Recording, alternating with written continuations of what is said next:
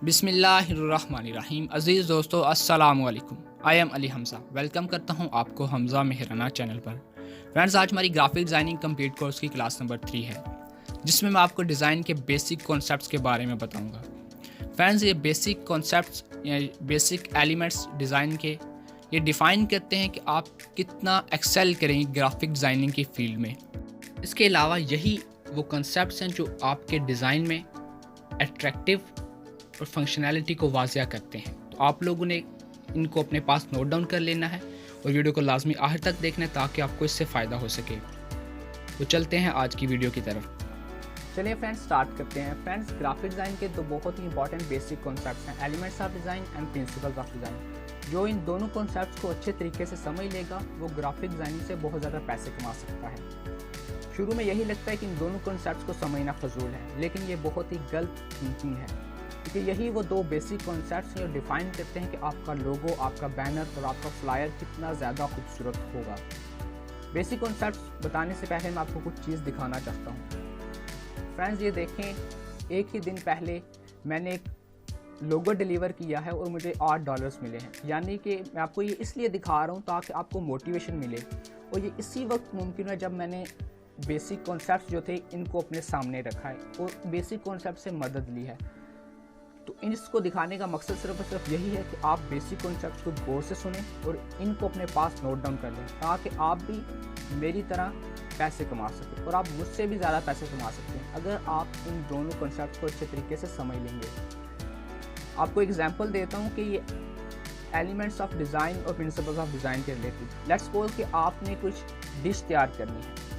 उस डिश को तैयार करने के लिए आपको इंग्रेडिएंट्स चाहिए होंगे, इंग्रेडिएंट्स भी आपको मिल गए। इंग्रेडिएंट्स के साथ साथ आपको रेसिपी चाहिए होगी। तो वो जो इंग्रेडिएंट्स है वो बेसिकली क्या है, वो एलिमेंट्स ऑफ डिज़ाइन है, और जो रेसिपी थी वो क्या थी, प्रिंसिपल ऑफ डिज़ाइन। दूसरी एग्जांपल आपको देता हूँ। लेट्स सपोज आपने एक दीवार बनानी है। दीवार बनाने के लिए आपको क्या चीज़ दरकार है, आपको ईंटें चाहिए, आपको रेत चाहिए, आपको सीमेंट चाहिए। इसी तरह ये जो एलिमेंट्स हैं, यही समझ लें कि डिज़ाइन के वो दीवार को बनाने के लिए जो आपको ईंटें और सीमेंट दरकार था, इसी तरह डिज़ाइन को बनाने के लिए चीज़ें ज़रूरी होती हैं उन्हें हम कहते हैं एलिमेंट्स।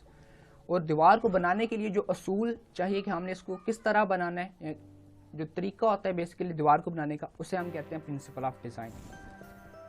एलिमेंट्स और डिज़ाइन में हमारे पास आ जाते हैं point, line, shape, form, texture, colour, value and space. इनके बारे में आपको डिटेल में आगे इंशाल्लाह बताऊंगा। दूसरी तरफ हमारे पास आ जाते हैं principle of design, rhythm, balance, unity, proportion, contrast, dominance. अच्छा, ये अब बात करते हैं एलिमेंट्स ऑफ डिज़ाइन पर।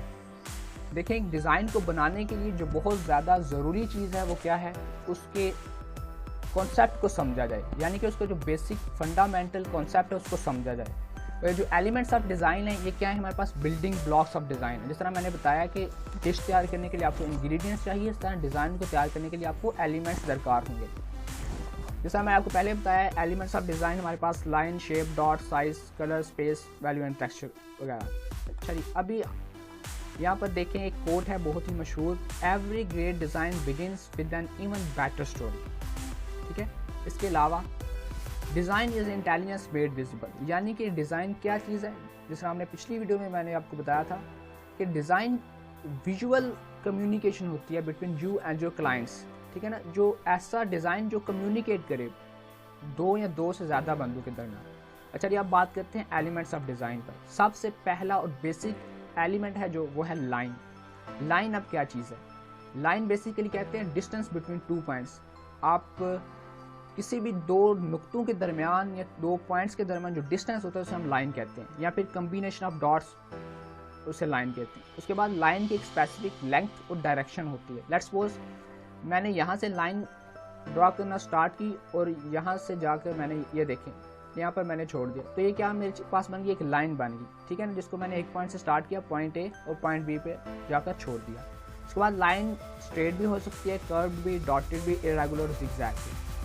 ये देखें, ये स्ट्रेट लाइन है हमारे पास, ये कर्व्ड है, ये जिगजैग और ये इरेगुलर। अच्छा, ये अभी आपको मैं बताता हूँ कि ग्राफिक डिज़ाइन में इसकी क्या इंपॉर्टेंस है या फिर इसके फंक्शंस क्या हैं। फंक्शन में हमारे पास सबसे पहला फंक्शन है कि ग्राफिक डिज़ाइनिंग में लाइन को हम यूज़ करते हैं फॉर डायरेक्शनल पर्पसेस या फिर डिवाइड करने के लिए।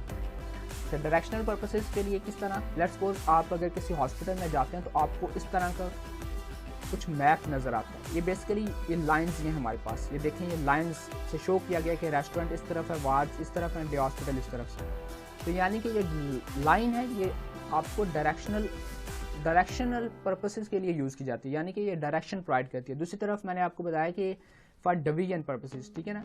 तो डिवीजन किस तरह यूज़ होगी, लेट्स सपोज आपने न्यूज़पेपर पढ़ी होगी, न्यूज़पेपर में जो सबसे बेसिक लाइन होती है, यानी कि जो बेसिक टॉपिक होता है उसे हम साइज़ में बड़ा रख सकते हैं। उसके अलावा यहाँ पर आप देखें फिर उसके बाद छोटे जो बॉडी टेक्स्ट होता है उसके छोटा। तो ये क्या है, बेसिकली हमने इनको लाइन से डिवाइड किया हुआ है। तो ये क्या है कि डिवीजन पर्पसेस के लिए हमारे पास यूज़ हुई है। ठीक है, इसके अलावा हमारे पास कह रहे हैं कि लाइंस वर्टिकल भी होती हैं, हॉरिजॉन्टल भी और डायगोनल भी। अच्छा, अभी ये जो कॉन्सेप्ट है बेसिक के लाइंस को हम किस लिए यूज़ करते हैं, तो जो हमारे पास वर्टिकल लाइंस होती हैं ये किस लिए यूज़ की जाती हैं, टू शो पावर। यानी कि जब आपने अपने डिज़ाइन में पावर को रिप्रेजेंट करना हो तो आप कौन सी लाइंस यूज़ करेंगे, वर्टिकल लाइंस। दूसरी तरफ जब आपने कंफर्ट शो करनी है तो फिर आप यूज़ करेंगे हॉरिजॉन्टल लाइंस। इसी तरह जब आपने मूवमेंट को शो करना है, आपने कुछ इस तरह का डिज़ाइन करना है कि आपको लेट्स सपोज कि आपने मूवमेंट को शो करना है, लेट्स सपोज कि आपने ट्रांसपोर्ट के रिलेटेड लोगो डिज़ाइन करना है, तो उसके लिए आप कौन सी लाइंस यूज़ करेंगे, डायगोनल लाइंस।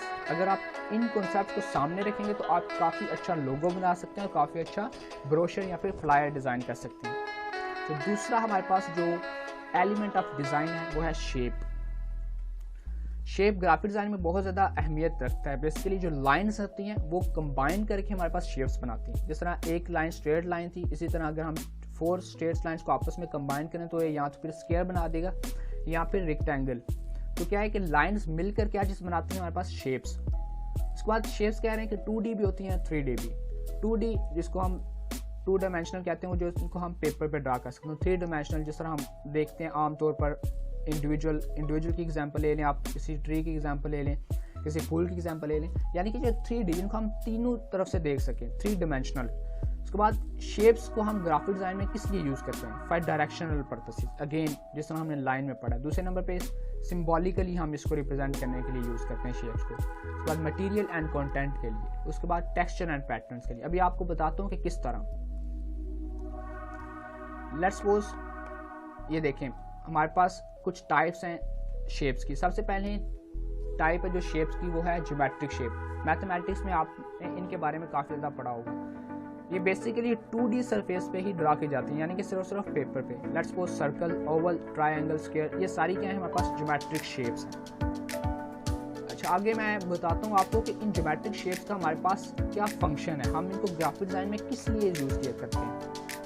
उसके बाद दूसरी जो टाइप है हमारे पास शेप की वो क्या है, ऑर्गेनिक शेप्स। ऑर्गेनिक शेप्स कौन सी होती हैं हमारे पास, ये बेसिकली ये जो लीव्स आप कह लें, फ्लावर्स कह लें, या फिर ये जो नेचर में हमें देखते हैं वो सारी क्या है, ऑर्गेनिक शेप्स। ठीक है ना, यहाँ पर आपको नज़र आ रही होंगी ज्योमेट्रिक शेप्स, ये देखें, ऑर्गेनिक शेप्स ये देखें। उसके बाद abstract shapes. Abstract shapes basically क्या होती हैं, ये कॉम्बिनेशन होता है ऑर्गेनिक शेप्स और ज्योमेट्रिक शेप्स का, जिनको हम सिंबॉलिक मीनिंग के लिए इस्तेमाल करते हैं। एब्स्ट्रैक्ट शेप की जो एग्जांपल हम आमतौर पर देखते हैं जब हम पब्लिक टॉयलेट्स को देखते हैं, उनके साइंस देखते हैं, तो वहाँ पर कुछ लिखा होता है कि ये लेडी टॉयलेट और ये मेल टॉयलेट। तो बेसिकली क्या होता है हमारे पास, ये देखें, बेसिकली शेप्स को यूज़ करके हमने क्या चीज़ बना ली है, एक साइन बना ली जो सिम्बॉलिक यानी कि सिम्बॉलिकली यूज़ किए गए, जो एक मीनिंग कन्वे कर रही हैं। इसी तरह ये आइकन्स, ये सिम्बल्स जो डेंजर के सिम्बल्स होते हैं, इस तरह। इसके बाद आते हैं हमारे पास टाइप्स ऑफ शेप्स की, जिस तरह मैं आपको बता रहा था कि हम किस लिए यूज़ करते हैं। तो आपको बता दूं, ये जो सर्कुलर शेप्स हैं